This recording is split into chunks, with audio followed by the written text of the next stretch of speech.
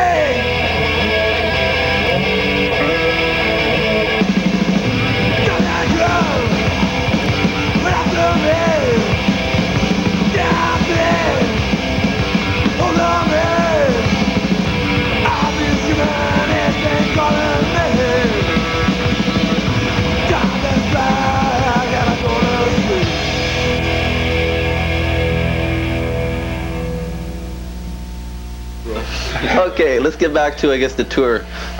When did you release your record, and how do you go about going on a big 3-month tour? Is there much planning or organizing? Like, how did you go about it in the first place? Talk to Ruben. Ruben got it started. Ruben? That's Ruben over there. Ruben here. I'm not. This is Ruben here.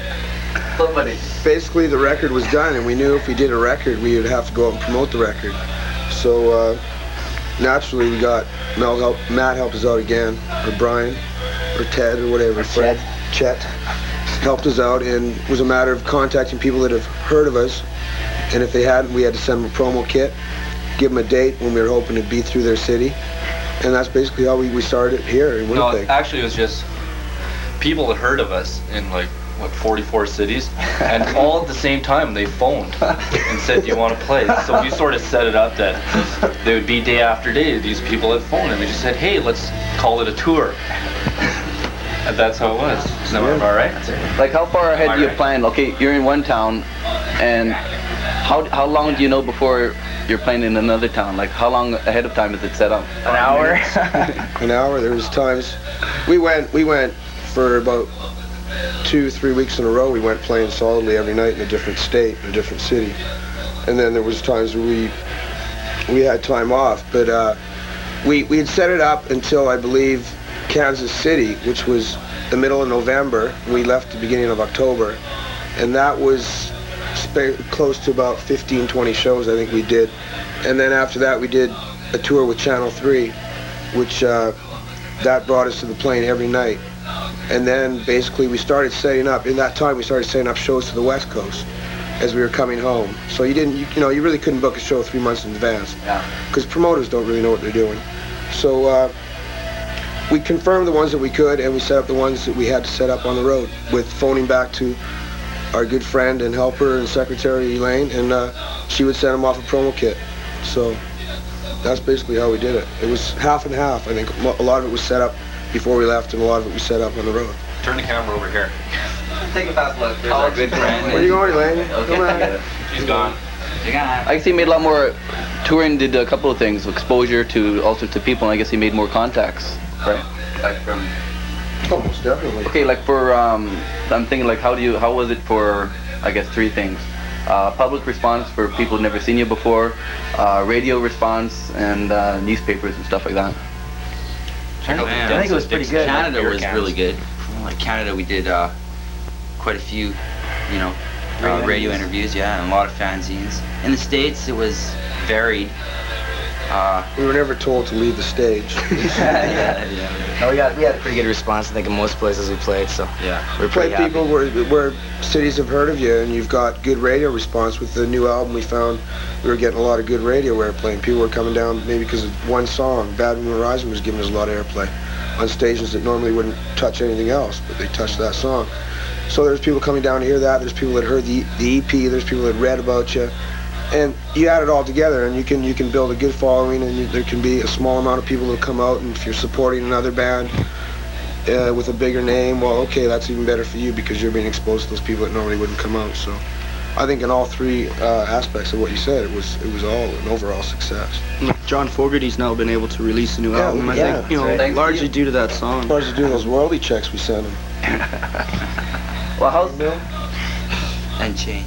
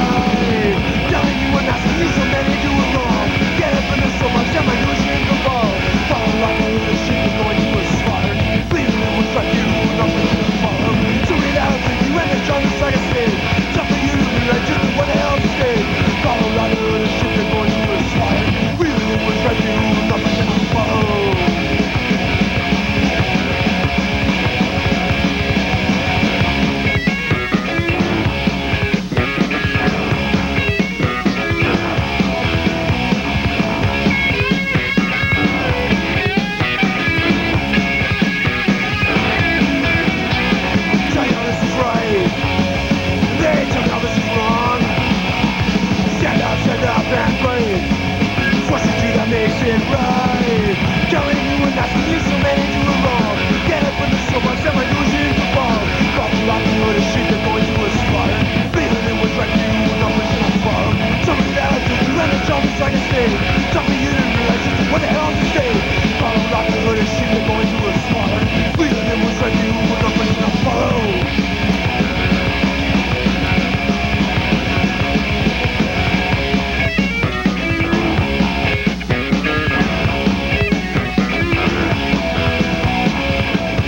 No ministry, we ain't talking no church, we ain't talking no preaching, just talking about somebody good.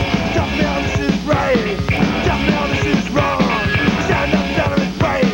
What you do that makes it right. Somebody that'll take you, that's on just like a snake. It's up for you to realize what the hell's a bloody stick. Tell me how this is right, hey, tell me how this is wrong. Stand up and fight. That makes it right. Telling you and asking you so many do it wrong. Get up in the so much I'm losing your ball. Follow like a little shit, you're going to a slaughter. Leaving it was right here, you will not push it far. Somebody that'll keep you when the sun is like a snake. Tell me you didn't realize just what the hell's a stake. Follow like a little shit, you're going to a slaughter. Leaving it was right here, you will not push it follow. No.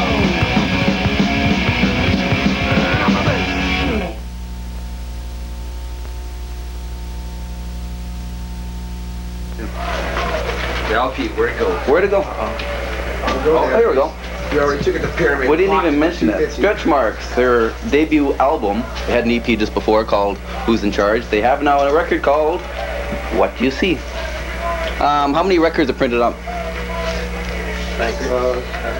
8. I think we're on our 8th copy. That's That's the 7th one you're holding. And we gave 4 away on the radio. No, I believe we've done. I believe that BYO started their pressing at 2000, which I think by now is pretty well spoken for. They're all gone. They're out to distributors.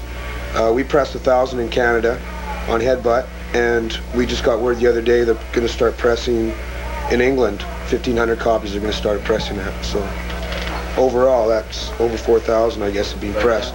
Yeah. Oh, here's a how do you go? This Headbutt Records, it's your own label, right? It is. Yeah. Okay, here's another on a how-do to.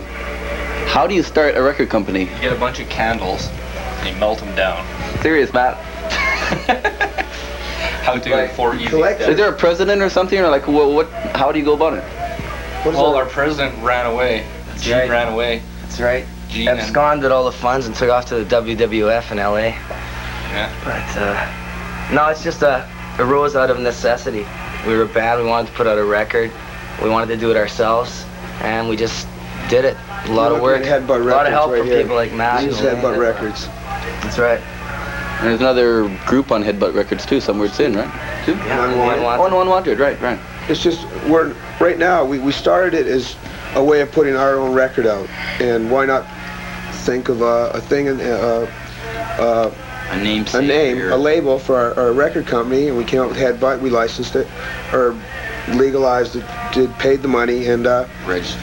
we talked to other bands, local bands, about doing it, and basically it was done to get us in a position where when we talk to distributors, we're at more of it's a hard time asking money from distributors for them to pay up when you're Canadian, and things are like, they say we deal on a 90-day basis, and it's 5-6 months down the road and you still haven't gotten your money, but they sold all your records, and we figured more bargaining power with more bands. So the more bands we have, we could say, well, if you're not going to pay for this, we're not going to send you this.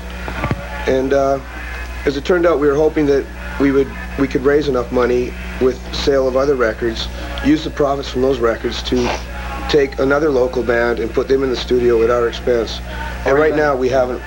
Or even look at the possibility of licensing, say, U.S. products here at a cheaper rate. But I don't know if that's going to be too possible, because right now, but it's still, there's certain minimum pressings and it's real expensive in Canada, and unless you can say sell 1,000 records across Canada, there's no sense in even trying to put it out because you're going to lose money. So Well, it sounds like a really good idea, though. I know, it looks like the scene's almost at the point where it could handle it, and it'd be great for Canadian kids, like, instead of Import prices. dishing out import prices, let's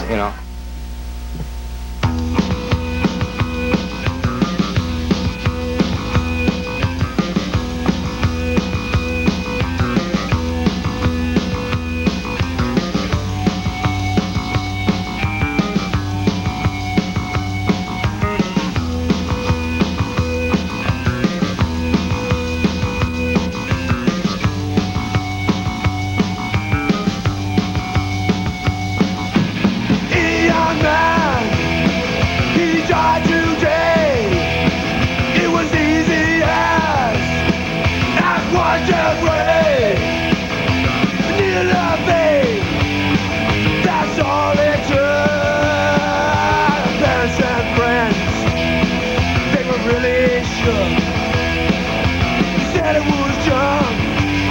He said it took too much. It was so insane. Did he die in pain? Was the threat of death? Oh, just a reputation.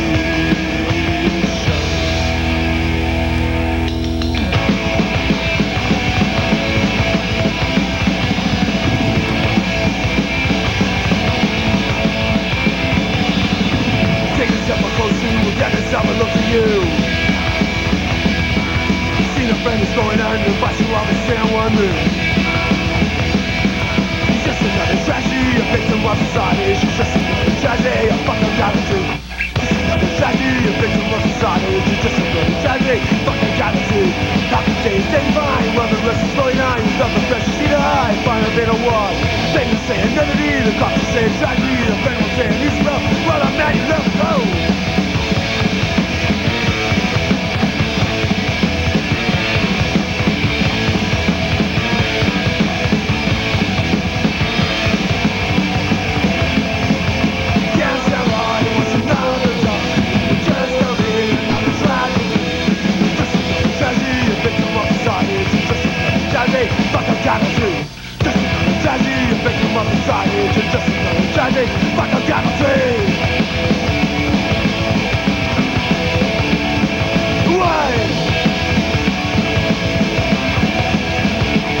Well, you let him go.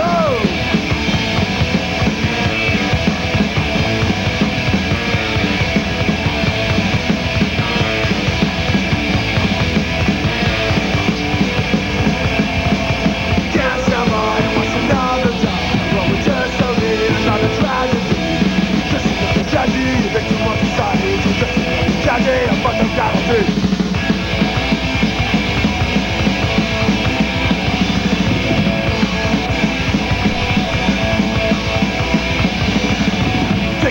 Close to, we'll never have a look to you. See a friend is going on, you're watching off the same wonder. He's just another tragedy, the victim of society. He's just another tragedy, like I'm gonna say.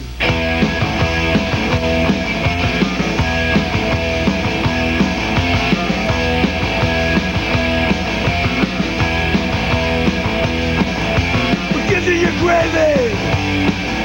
What makes it so down? It really doesn't possess you.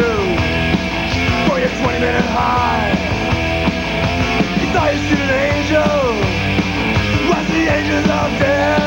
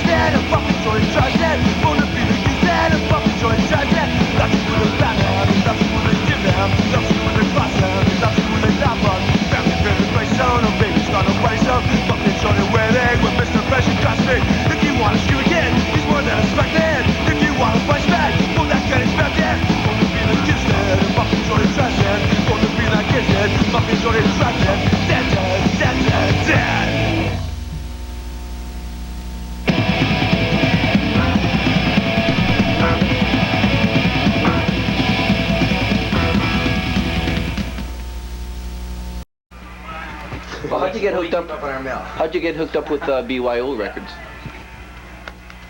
Well, we were actually fishing There's a light in bulb. Vancouver. I pulled it on above my head. It's like you put this white stuff on a mirror and then they go, what record did you say that was? What band did you say that was? Remind me again?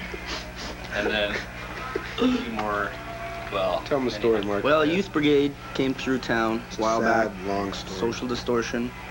We got them drunk on Canadian beer. This is a And valid... got them to sign When a they were tissue drunk, paper. yeah, we basically just had them sign a contract saying that they'd put us out. No, we just became friends with them, and we were starting to set up a tour, a West Coast tour, Midwest, and talked to Mark Stern from BYO, sent it up through there, went down there, and bosom buddies ever since. BYO.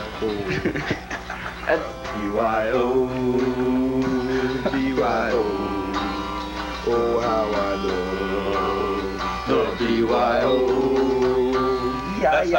That kind of sums it up. It's sad, get on your handkerchief, cry, The ballad of getting signed to... touching. record. Did that answer your question, Dan? Sure, I got all sorts of questions here. I wrote them in the last minute. It's like you phone them up and you say, we're a band, you come down, and all these guys with satin jackets, it says BYO on the back. They Pick you come up at the down airport. and they go, who's Mark? Who's Stretch Mark? Oh, you are. And there's stuff like that, you know. Snort up aspirin pills. Well, you're okay. You recorded your record in LA, right? Yeah. Okay, was it worth going to, how is the sound quality? Was it worth going to LA, and was it for the experience, or what it really? The money. It was cheap. Yeah. It was a 24-track studio. It was a good studio. Bands like Bitch and Beach Boys. Slayer. No. Who were some of the heavy? Hellfire. Syndicate. Hell, Satan's Dogs. Yeah. All these heavy metal bands. It was a great studio. The engineers were great, and it was cheaper. Yeah. Financially, it was cheaper. And they were doing the press, and we were looking after the recording. So, in that sense, we had 2 weeks off. We did a couple of shows on the way down there to pay for the expenses down, and that's basically why we went down. To work with the BYO at the same time. There's Elaine. There's Elaine. Get her! Oh, there she goes. That was the secretary of Headbutt Records who just ran away in that cute little butt. What's LA like? That's terrible. Oh, that's my question. Ruben, if Matt only could hear you. That's the last question It's on there that I warm. wrote. It's warm. Oh, he asked You us guys- about LA. Oh, I'm sorry. Let's talk about LA. Okay, LA, what's LA like? It's fast. Very It's done. warm. It's life in the fast lane. Just and cigarette, we're man. up to it. They like to break into vans there a lot, but we got him this time with the burglar alarms. Well, 3 times we've been down, and it's more fun every time we go down. It's more like home now. It's Hollywood, Talkers everywhere. Mr. T. Mr. T. I seen Deacon Hollywood Jones. Boulevard. I seen Deacon Jones in Beverly Hills Bank. I didn't really see anybody Man's else. Chinese theater. What's that other guy's name? Barnaby something? Barnaby Jed? Jones. Ask us Yeah, about the movie saw we're going him. to be in. Movie you're gonna be in? Okay, what movie? We're not going to be in one. Okay. Sorry. Okay, here's a Matt specialty question. He wrote this, not me. No, damn it. If suddenly you woke up one morning with paws instead of hands, how, if at all, would it affect your musical abilities? I guess I couldn't pick too much. I don't know. I'd be doing a lot of rhythm guitaring. I'd be okay. I could use a mic stand. Well, I think if I was use my paws for my sticks, I'd probably wear through skins pretty fast. Kelly would have to play bongo drums and I couldn't sign any contracts. I'd have to put a paw print down. You could play a stand-up. You could play a stand-up bass. Yeah, that's right. Have you ever noticed like on dogs' pads on their feet, like they got those big callus things? It'd probably like, enhance the sound of the It probably bass. would. Yeah, they could, I might even You think might of have doing bloody something paws, like but that. It could only improve our sound. It couldn't make it any worse. It's a dog's world.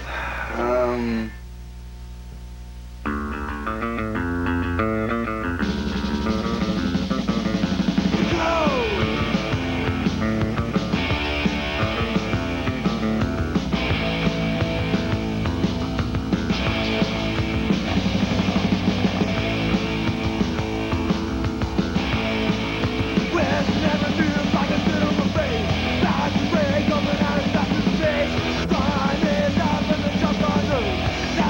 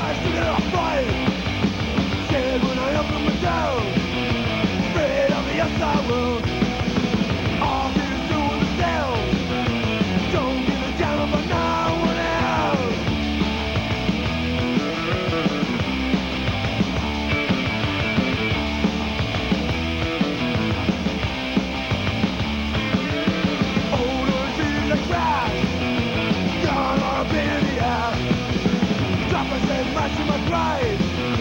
But for me, I hear you damn lie.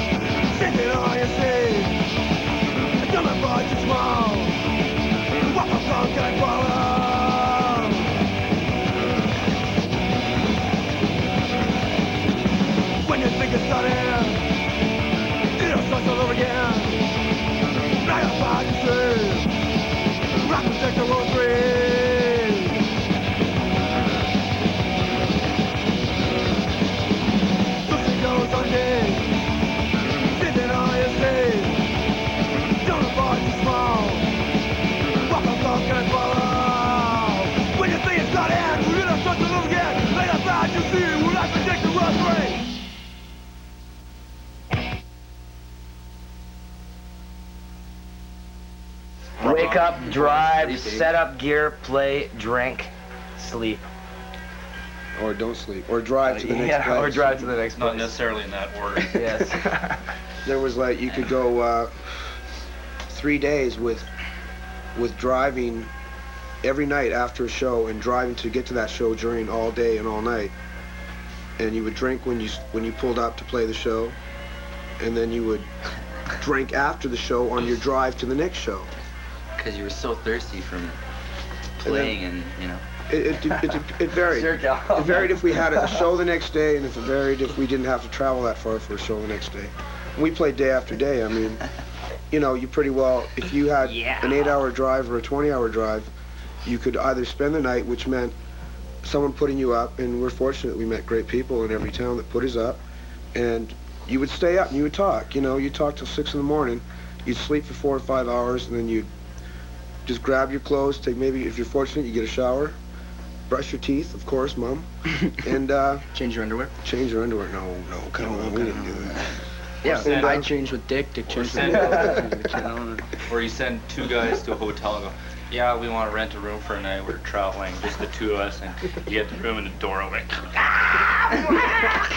A bed, out of my way, a TV. It can be, you know, it varied. It varied whether we had to play that next night and how far of a drive we had. Because a lot of hours were spent in the van driving to the next show. Oh yeah, we had a 32-hour drive, a couple of 20s, a bunch of 16 and 18s, and lots of 12s. And you want to meet a lot of people, and you do, and you just, you know, you don't go home and like a ladder find a place to stay and go straight to bed. You know, You just stay up. You want to talk to these people, you know. Is it like a community spirit, like in these different towns? Is it like you're saying, meeting all sorts of great people, friendly and all that, or? Yeah, for sure. Well, of course you meet good people and you meet bad people. It's Houston. More good people, I think. yeah, we met more good people. What happened in Houston? Some good people. Yeah. It was a tag team wrestling match. Oh yeah. And the fish tank lost. That was punk rock at its finest hour, I think. Fights and, you know, it was crazy. Yeah. Cops and changing tires. 5 hours in the middle of nowhere. But this is like the condensed version. I'm a little confused here, as per usual. What? As Cops? per usual. As per You're usual. a confused lad. I know. Dennis, This was unfortunately. on the tour with Channel 3, and we played Houston, and the show was great, just a great show, and we were invited to a party afterwards, and This guy we went hit- there, and there was some kid who was really messed up. He was drinking some real hard liquor, and he was just provoking, looking for trouble, and He bit two Mike. of them jumped on Mike McGran and locked the door in this other room, Mike from Channel 3, and Because they didn't like his long hair, I think. they clouted him with a mic stand, and the door was finally broken through, and the Channel 3 roadies threw these guys out, and you seen the next day Mike had a bruise on his thigh like that from hitting, and they when they broke in, the guy was about to hit him over the head with it, With the bottom of the mic stand. with the bottom of the mic stand. Would have killed him. And things were getting broken in this house and everything, so let's leave. We go to leave, we got a flat, and our Cal machinist, you want to talk about this part? Go ahead. It was, well, the nuts, it was like a 3/8 fine. It was Fine low. stripped. How and many we couldn't thou? get it off. And we were there. We had heard the worst stories about Houston police. That they'll beat you up, they'll throw you in jail, they'll kill you. And then ask questions. a cop shows up, and we're like, oh no, you know, I'm this is making our stand worst up for nightmare. 8 hours when it's, And Turns he, out, though, that they had a lot in common. Him and Kel talked the night away about impact wrenches and... Yeah, sure. no, he just fine totally line. helped us out. Yeah, he pulled his car up behind the van and shined his light on it. But we spent about 5 hours. We Yeah. spent from We had to chisel down. 2 in the morning to about 6 in the morning fixing his tire in the street. But this cop hung around and gave his light. He stood there. He waited for us for about 2 hours, and he had to split. But that We was finally got it changed, and it was sun up, so we decided to go for breakfast. and drive to Dallas Yeah. or somewhere crazy. Baton Rouge, Two Louisiana. in Dallas because we got another flat there, and I don't think we had 2 in a row. No, there was scary times and there was good times.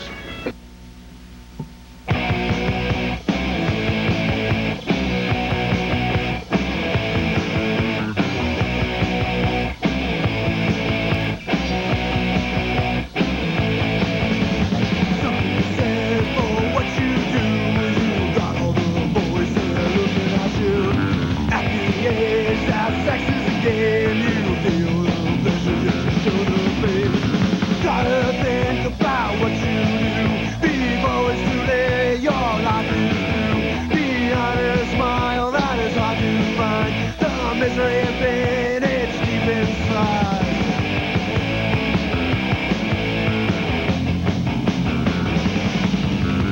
At the age that it's just a game, you feel the pressure, you just show the pain. Gotta think about what you do before it's too late. Your life is blue. Behind a smile that is hard to find.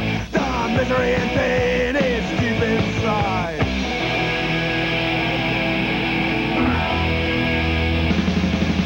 You wonder if you're gonna die, but wish your mama wished out. And what you do is wish out. When you start to realize it's like a blue gas pipe. Stop and think of which hell you put an end to summer through. Stop and think, now don't you? It's just a game. You're shown the shame. Seeing your pain.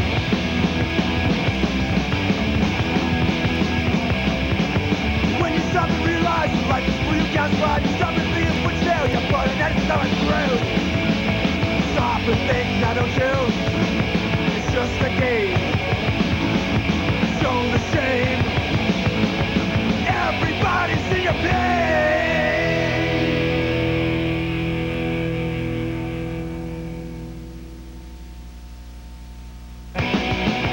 We've been told about a state of which no proof. And day to day, you do this, you don't do that.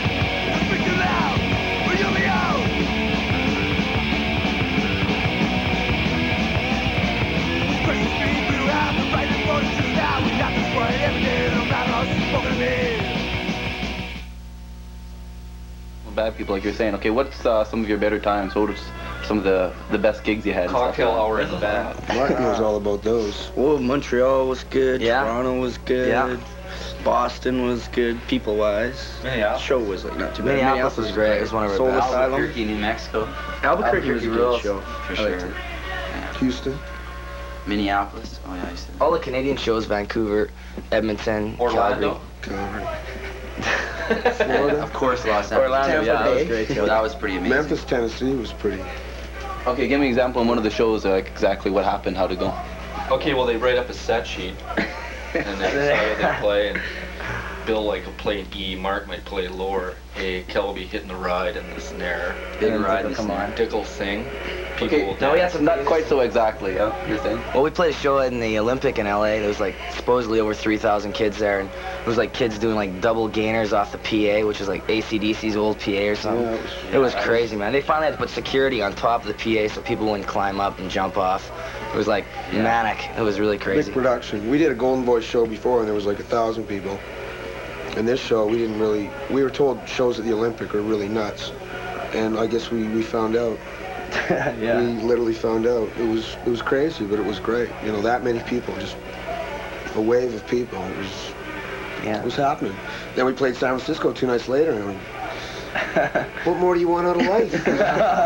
You got 20 people there, and the show's been booked for 3 months, and the promoter doesn't do any advertising, and It was a curfew great. show, and It was most crickets. people- It was crickets after every song. You finished the song, it was like, but again, they didn't tell us to get off the stage. Yeah, that's right. No booze. We got our $20 to pay for 25. something. Fortunate enough, we stayed with a guy from Fang, who's him and his girlfriend. It was real Yeah. nice, great. Okay, were there any towns that you happened to be able to stay more than a few days besides LA? Like you were saying, it's like... Good question, Dan. Yeah. We had a couple of shows canceled in Wisconsin, and so we stayed in Chicago for about 5 days. That was a gas. We stayed with AOF. They showed us a real good time. We spent about a week in LA, I guess. And Where else? Stamford, Connecticut. Stamford, Connecticut.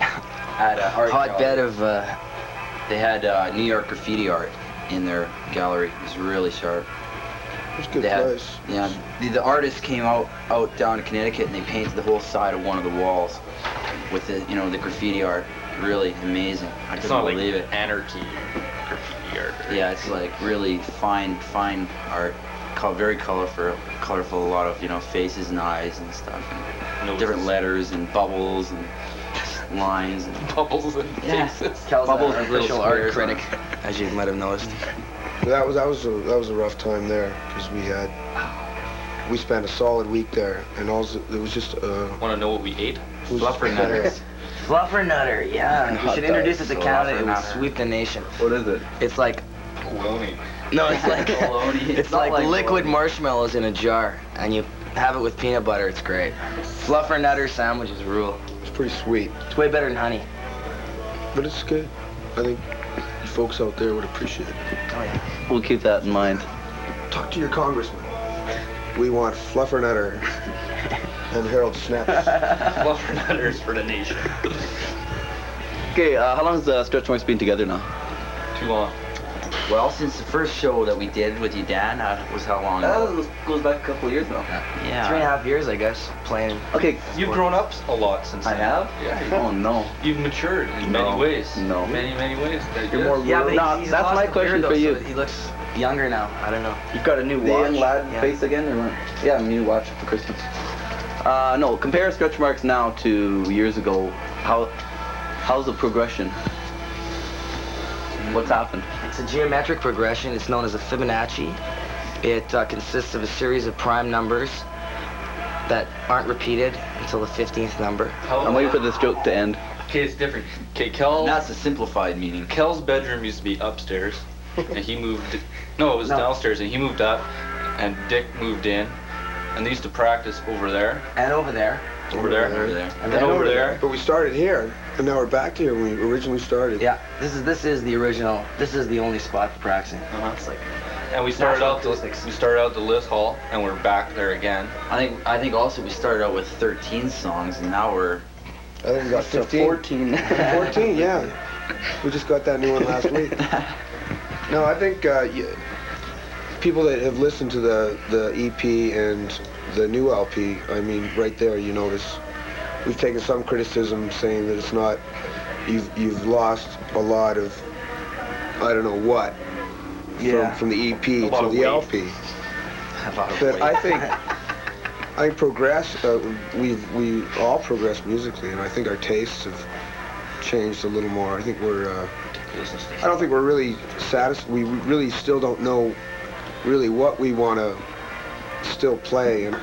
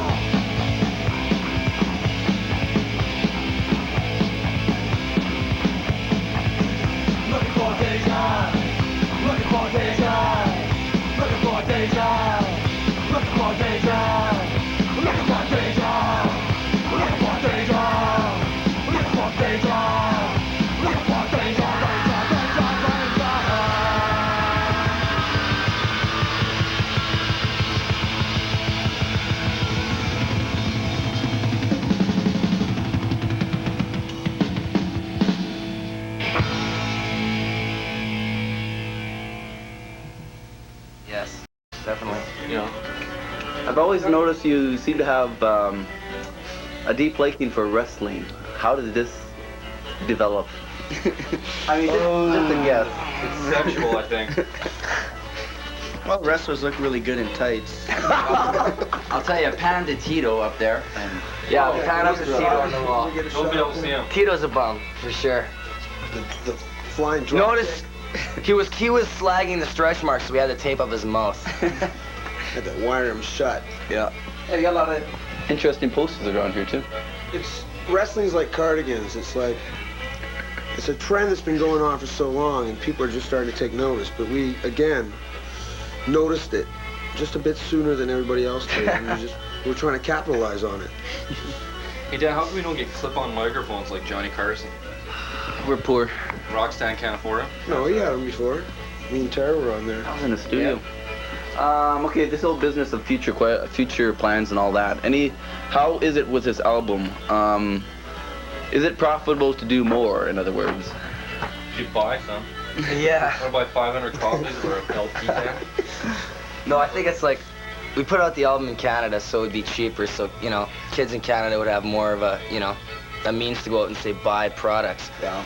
instead of paying like these crazy import prices. So the success of our album here will largely determine whether other stuff comes out in Canada, because there's a certain minimum pressing you can do, and once the scene reaches that number, in order to support sales, then we'll be okay. But what'll happen is still to be determined, I think. Is it tougher to sell records profitably in Canada compared to the States? Yeah, a lot more tougher. There's just obviously less of a market. Less of a market, plus it's more costly. Yeah. It's like crazy.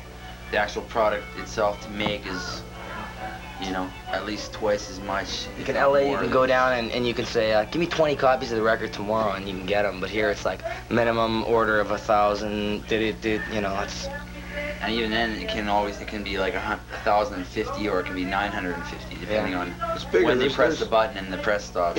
Right as it stands right now, it's probably hurting at the fact that any band that records anything in the city has to send their tapes off to some other city to get it pressed. That right there, in the States, you don't have that. You can get it done in that same city. And there's so many other studios and there's so much other pressing facilities that the competition is there, and so the deals are there. And Yeah, right. That's what it same all as the boils liquor down stores. You got Joe's in the corner and you got Fred's in the next corner. to. Yeah. And Jack 7-Eleven, Jack down the block's got his Jack on for $2.99 a jug, and Joe's is $4.99 a jug, and Fred's is $1.99. So you're gonna go to Fred's. It's the same as bands. But Canada, we don't got it. You don't have it. So I guess that really does hurt, say, independent records right there. I would imagine then there's a lot more things happening in the States for independent records. The market's supposed to be 10 times as big. Yeah. So there you have it. When you've got a scene that's selling, 2,000, 3,000 records a band or whatever, or possibly less, then Down syndrome is a perfect example. They just put out a 6-song EP. They went into a 24-track. They're from Edmonton, and they put their prices right with their expenses right on the EP sleeve, and it says $2,700, but you talk to them, it's like $3,100. Yeah. It's for 6 songs, 7-inch EP.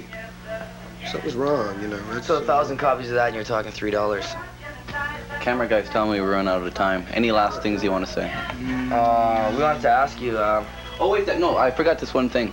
You're #1 on radio list, right? Yeah, CKJS, that's pretty cool. That's good We're stuff. really happy about that. We're number 58 on a lot of other ones too. Dan, we want to know one question here. Here we go again. This happened last time too. Where is Dusseldorf? Somewhere in Germany. Oh, okay. Why? I said that in the show last time, I think. That's right. But it's Dusseldorf. Actually, I mispronounced the name though. I know Raoul instead of Rayo, whatever his name was. Yeah. That's another story altogether. Thanks for letting me drop in here, guys. Blah, blah, blah, blah, blah. Are you leaving now? Yeah, I think I'll be leaving. Don't boot me out too What do you fast. think about the pad being destroyed by the government? Say what? StretchPad. That's right. That's right. Yeah. How long you got? I don't know. We're limited. Gig to resurrect the pad. buy Bill Norrie. I wouldn't say anything on your show. A Dan. You're BFI liable to get bin. your funding cut for. We want everybody to live in BFI bins and That's right. not support the There's been many infamous things at the StretchPad. It'll be sad to see it go It's bye-bye. blooding. It's living on. Maybe we'll invite you back when they bring the ball and chain, and we'll have sledgehammer a going party. away party or something. We'll get it all on video. Sounds good. Okay, take care. We'll catch you later then, I guess. Okay. See you, Steve. Ciao.